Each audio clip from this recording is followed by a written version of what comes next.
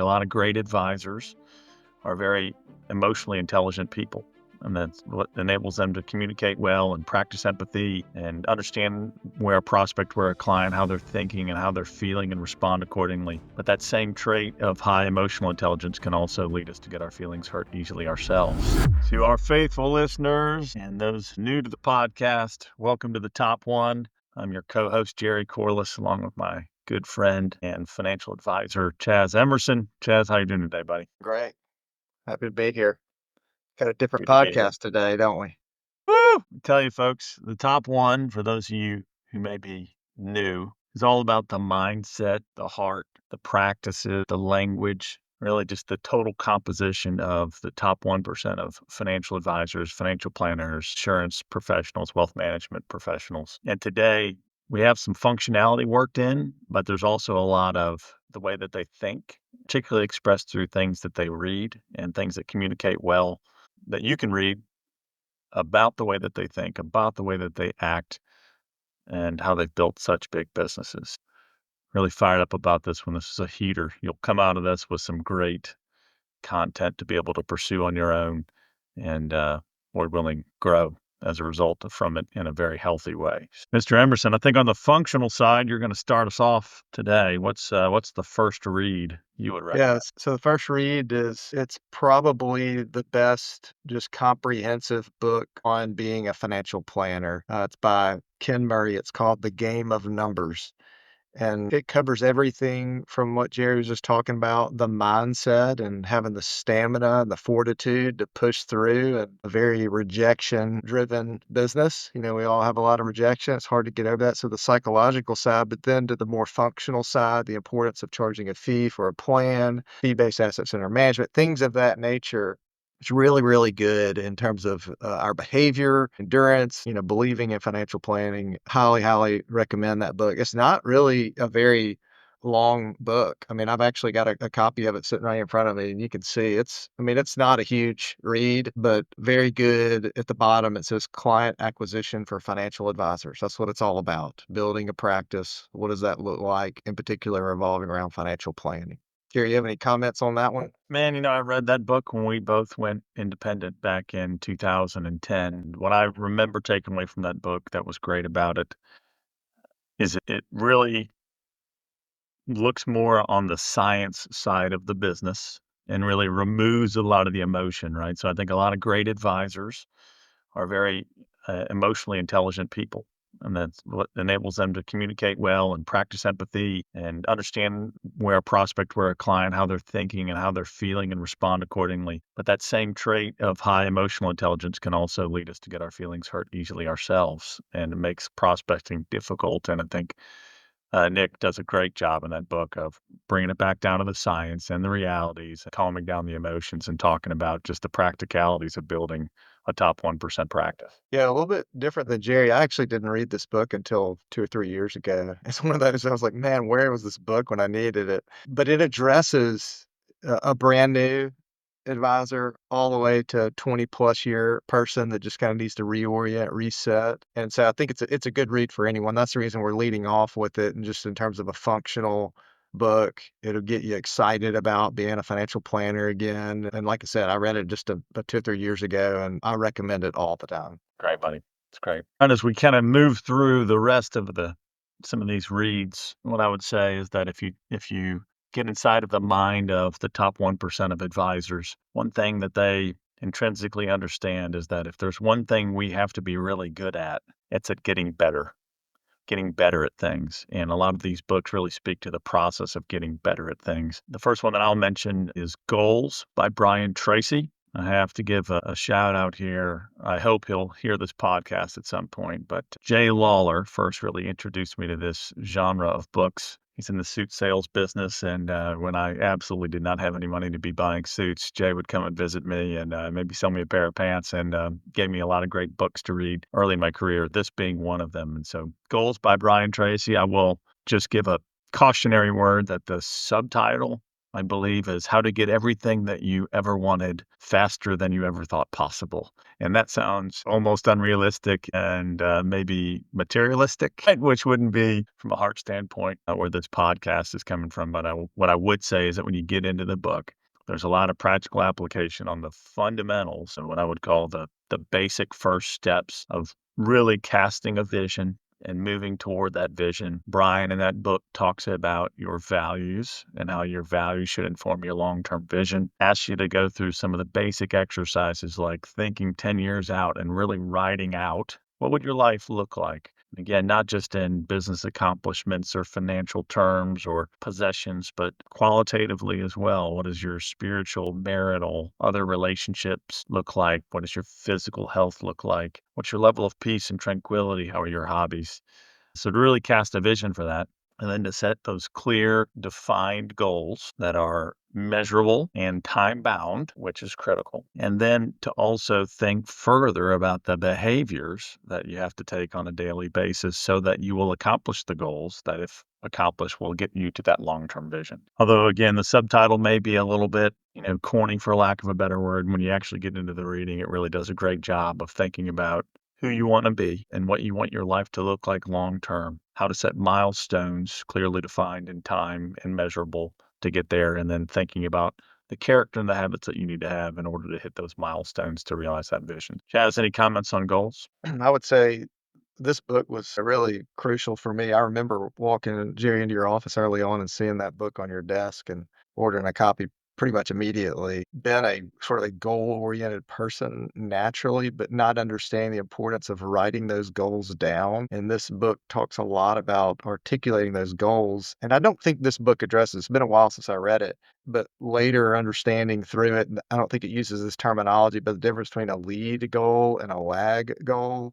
And the lag goals are typically what we naturally write down. I want to gain X number of clients, or I want to gather X number of assets under management. But what are the lead goals? Like things like I need to see 10 people a week. Those sorts of goals that actually lead to the lag goals, I think is really, really important. And there's a Harvard study that it references within this book. And man, it is so powerful. I'm not going to read it. I've got it here in front of me, but it talks about they did a study, between 1979 and 1989, and only 3% of the graduates had written goals and plans. 13% had goals, but they were not in writing, and 84% had no specific goals at all. And the ones that had the written goals, that top 3%, if you wanna call it that, on average had 10 times as much as the other 97% of the graduates altogether. And that ties into the statistic you've heard before. You're 30% more likely to accomplish your goals if you write them down, and I think you're 78% more likely to accomplish it if you write it down and you share it with someone else. And this is a book that just really helps you summarize, but also actually the functional side of how do I come up with my goals, and then what do I do with those goals going forward? Like, for example, reviewing them on a daily basis. Sounds simple, but just keeping them in front of you.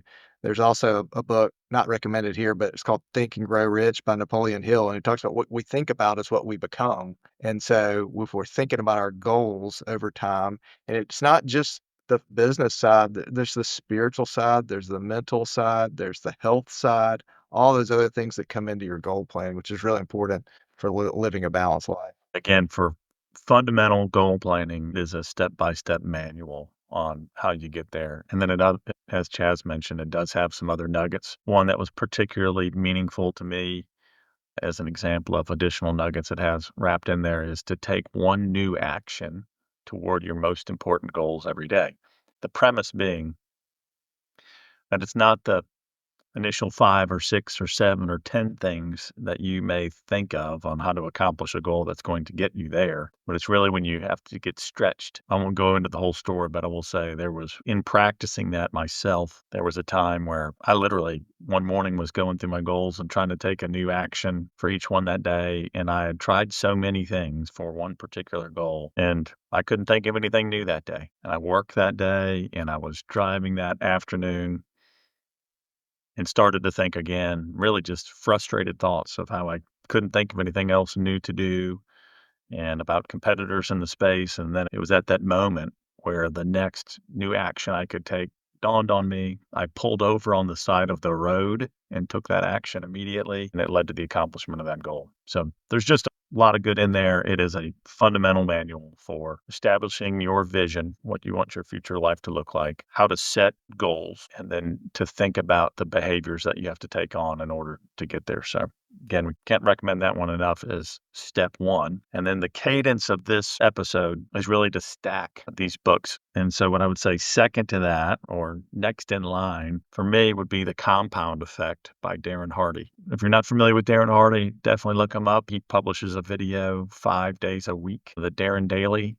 You can subscribe to it. He was the owner of Success Magazine. He's interviewed a tremendous amount of incredibly successful entrepreneurs, and has just gathered data and thought from these people for decades. And he really communicates somewhat on personal life management, things like physical health and things like that from time to time. But primarily, he's talking about business concepts. Darren does a great job in that, but his foundational book is The Compound Effect. And obviously, those of us in the financial industry understand compound interest and how powerful that is over time. The summation of that book, which we wholeheartedly recommend that you listen to or read, is that consistency wins. And I would say if you look at the top 1% of financial advisors, in my 27 years in this business, my observation is that it is absolutely the tortoise and the hare. The one who is consistent day after day after day builds a tremendous practice. And there are incredible examples and stories of that in The Compound Effect. So we highly recommend that. And then also, obviously, incumbent in that is Darren's exhortation that you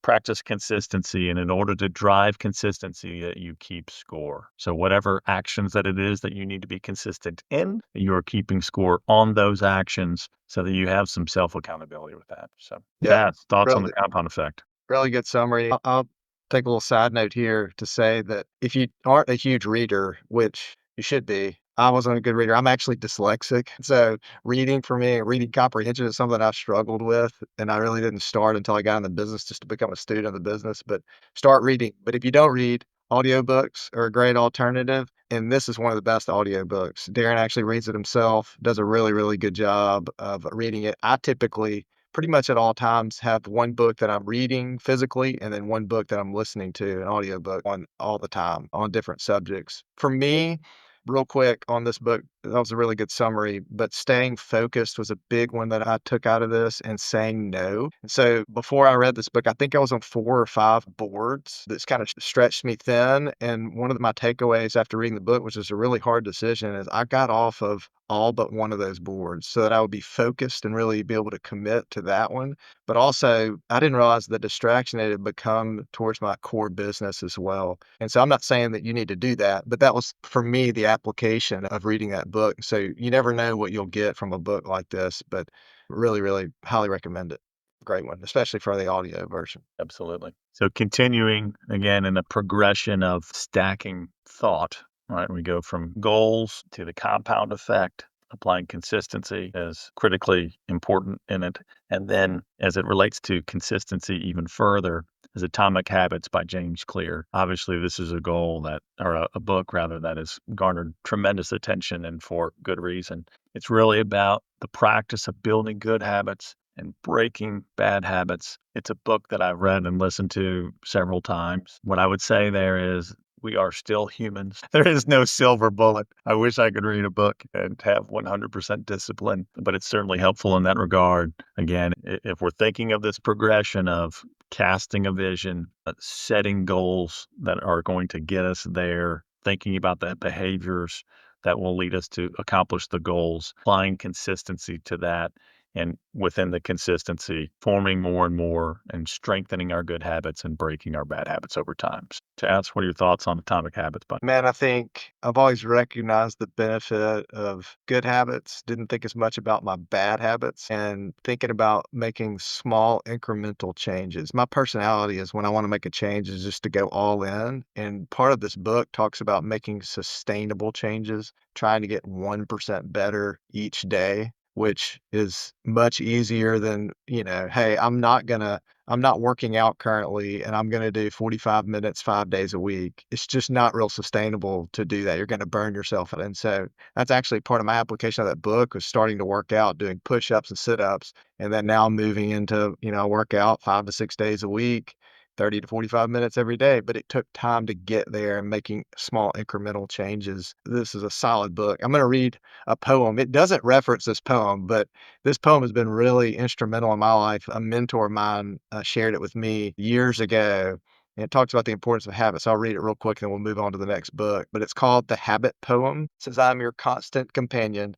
I'm your greatest helper or heaviest burden. I will push you onward or drag you down to failure. I am completely at your command. Half the things you do, you might as well turn over to me, and I will do them quickly and correctly. I am easily managed. You must be firm with me. Show me exactly how you want something done, and after a few lessons, I will do it automatically. I'm the servant of great people, and alas, of all failures as well. Those who are great, I have made great. Those who are failures, I have made failures. I'm not a machine, though I work with the precision of a machine, plus the intelligence of a person. You may run me for profit or run me for ruin. It makes no difference to me. Take me, train me, be firm with me, and I will place the world at your feet. Be easy with me, and I will destroy you. Who am I? I am a habit. Man, you talk about strong. You may Sobering. run me for profit or run me for ruin. It makes no difference to me. Those are some strong words. And so the reason I want to read that is Jerry and I are kind of preparing for this podcast is just understand the importance of habits. And this poem does it better than anything I've ever read, just summarizes the importance of how we can work through our habits and a lot of it we do just on autopilot. Somebody was saying the other day that like 60 or 70% of what we do per day is just habitual. We don't even think about it. We just do it.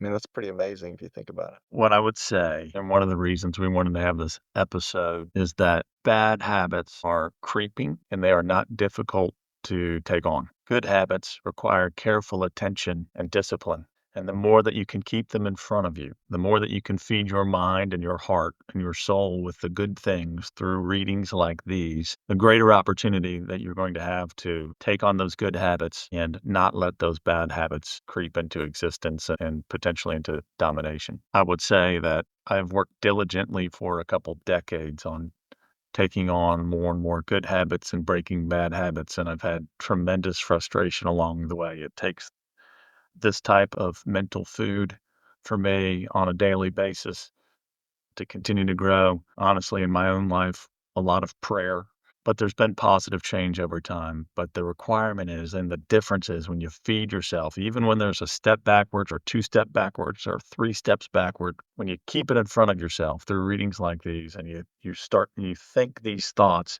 most people have New Year's Day once a year, but it's like being able to recast your New Year's resolutions on a daily basis when you keep these things in front of yourself. You just have a far greater opportunity to grow and get better. 100%. Building your habits around your goals so they tie together. Hence, Jerry was talking about in the beginning, we organize this, we're building off of each other. And man, building your goals around your habits is a really important function of this too. So on to the next. So again, we're at goals with vision, goals, behaviors, compound effect with consistency, habits as that applies to being able to practice consistency. And then the next read is The One Thing by Gary Keller and Jay Papasan. And the takeaway there is stay focused on the most important things that you're responsible for, down to the one thing. For me, I believe that every single role has the three most critical elements of performance in it. That if you do those three things, nothing else matters. And if you don't do those three things, nothing else matters, right? So The One Thing is a tremendous book on the power of focus. And secondarily, it also adds in accountability.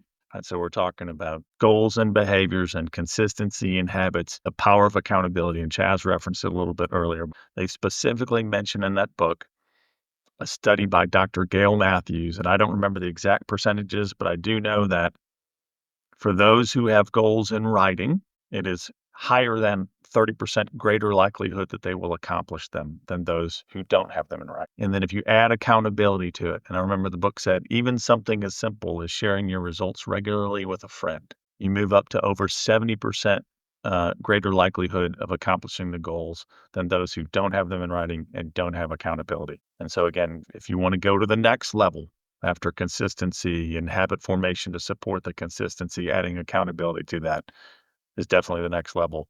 Part of my personal code of conduct behaviors that I want to take on is that one of them says, I submit myself to accountability. And what I'm looking for there and is, although it's painful and I don't like the discipline of it at times, it's painful in the sense of like, sometimes I may want to be lazy. I may want to slack off. I may just want to pursue pleasure over satisfying things. And that accountability adds in a greater likelihood that I'm going to pursue fulfilling things and satisfying things. Uh, so it's a great reminder of that. Chaz, what do you have on the one thing, bud? I think you said it, the power of being focused and the application of this for me when I read this years ago, I was able to just sort of narrow all my goals down into what the one main goal was. And that was, I knew that if I held 10 meetings per week, that everything else aligned. And that was my takeaway from this book. I'll tell you, it's probably one of the most powerful takeaways I've ever had from a book, was allowing me to kind of narrow down and know, like, ultimately, what is my lead goal from having the practice that I wanted to have long term. And man, it's just a powerful book. It's a little bit slower read than these other ones for me, but my takeaway was probably one of the best of all these books, just from a singular takeaway. Yeah, I think too, episodes of this podcast, be more applicable to people in different seasons, right? Those who are newer in the business and are not a part of the top one. And then there are those who are in the top 1% of financial advisors in the country. What I would say along those lines as it relates on the focus piece is that the greater success that you have from an industry perspective, the greater opportunity you will have to justify actions that you're taking as important work, but they're not the most important functions that you have to practice. And when you really have transformed your practice into a company, there are all kinds of things that you can be involved in on a daily basis that don't move the needle in terms of the client experience, client satisfaction, growth in your business. But they're all work. And so this is a great read in the reminder that regardless of what our role is, the seat that we occupy in our organization, we still have to stay focused on the most meaningful work that we can accomplish. All right, our final book read for today, again, stacking once again, vision, goals, behaviors, applying consistency, developing habits to support the consistency, making certain that we stay focused and we add accountability to it. Our final read is Inner Excellence by Jim Murphy. Whew, this is a fresh one and it's a tough one, right? So if you've gone through this progression, you've really accomplished a lot of the things by God's grace that you've set out to do professionally and maybe in other areas of your life. This is really about getting out the last percentages, optimizing the talents and the abilities that you've been given. And the main premise of the book is that pride and self-consciousness is what holds us back from true inner excellence. There's a proverb that says, the fear of man lays a snare. And the way that I take that is subconsciously, even we often will do things that we shouldn't do and not do things that we should do just because we're concerned about what other people will think. The fear of failure, the fear of judgment, the fear of embarrassment is a lot of what holds us back from really the optimal levels of inner excellence that are available inside of us. Jim says in this book, 3 goals that we should pursue, which is so powerful. If you really can sink yourself into this thought, is to be unoffendable. Completely impossible. But if you think about it, right, how many things do we not do that we would really like to do for fear of being embarrassed or humiliated? Think of all the fears and anxieties that we experience. And so it's a great recognition of that. He gives practical application of how those that have gone into that next space, the way that they think, the way that they've applied to their heart and their soul to really unleash that. And it really has a lot to do with pursuing fulfilling things as opposed to just traditionally temporal measures of success. Incredible read in terms of, again, unleashing that last 1 or 2% of talent and ability that people have. As thoughts on that one? I'd like to give a shout out to AJ Brown, of all people, a fellow Ole Miss grad. He actually had this book on the sidelines of the Super Bowl. That's how we learned about this book. I remember telling Jerry, I'm going to buy that book. He's like, man, you're crazy. I bought the book. I got like a chapter and I was like, you got to get this book. And we're both like, read this within the past 5 months, 4 months since the Super Bowl. And I'll tell you, it's definitely made my top 10 list for sure. There's a couple excerpts just to kind of give you an idea, but really on the mental side, getting to the next level, this is what it says. The greatest possible life is one filled with love, wisdom, and courage. Love is fearless. Wisdom creates the best long-term decisions, and courage does it all with boldness and grace under pressure. To be wholehearted is to seek to learn and grow in love, wisdom, and courage above all else. And then having belief, focus, and freedom. Belief separates the best from the rest. Focus is your ability to have heightened awareness in the present moment, so living in the moment. And freedom is your ability to be bold and take risk and hold nothing back. It's just a great book. Of course, I finished it, but going back and rereading it again, it's that good of a book. I can't tell you how many times I can count on one hand. I've read a book and then immediately started it over again. And this is one of those books. It's pretty deep stuff, but yeah, highly recommend this book for sure. And so this has really been about the progression from the fundamental and then stacking additional behaviors and thought on top of the fundamental to ultimately come to the pinnacle of the heart and soul as it applies to the mind for optimal, meaningful performance. So really hope that any of these books that you haven't read, that you'll take this to heart, pick these up. We would recommend reading them in that progression. And then a great summation. I learned about this poem from Dr. David Cook. If you're not familiar with Dr. David Cook, he is a sports psychologist. He's been with the San Antonio Spurs and the Washington Wizards and a number of PGA golfers, Olympic athletes, and Division I sports teams. And he has he's a great person to look up. He has incredible content that's out there. And in one of the talks that I found that he gave, he read this poem. And so we will close out this podcast with that. This is Somewhere Along the Way by James Kavanaugh. Somewhere along the way, a persistent voice taught me I was in competition with every other man in the world. I listened carefully and learned the lesson well. It was not enough to find a loving wife and have average, happy kids, to see a sunrise and wonder at an eclipsing moon, to enjoy a meal, catch a trout in a silent silver river, to picnic in a meadow at the top of a mountain, or ride horses along the rim of a hidden lake, to laugh like a child at midnight and still wonder about falling stars. No, it was only enough to be admired and powerful and rush from one success to another, to barely see faces or hear voices, to ignore beauty and forget about music, to reduce everything and everybody to a stereo color pattern on the way to some new triumph, to rest in no victory, but create new and more demanding goals even as I seemed to succeed, until finally I was estranged and exhausted, victorious and joyless, successful but ready to abandon life. Then somewhere along the way, I remembered the laugh of a child I once knew. I saw a familiar boy wandering joyfully in the woods. I felt the heart pounding with excitement at the birth of a new day until I was in competition with no one, and life was clear again somewhere along the way. Thank you for listening. There's really some great content here, and we certainly wish the best for all of you. Thank you. Take care.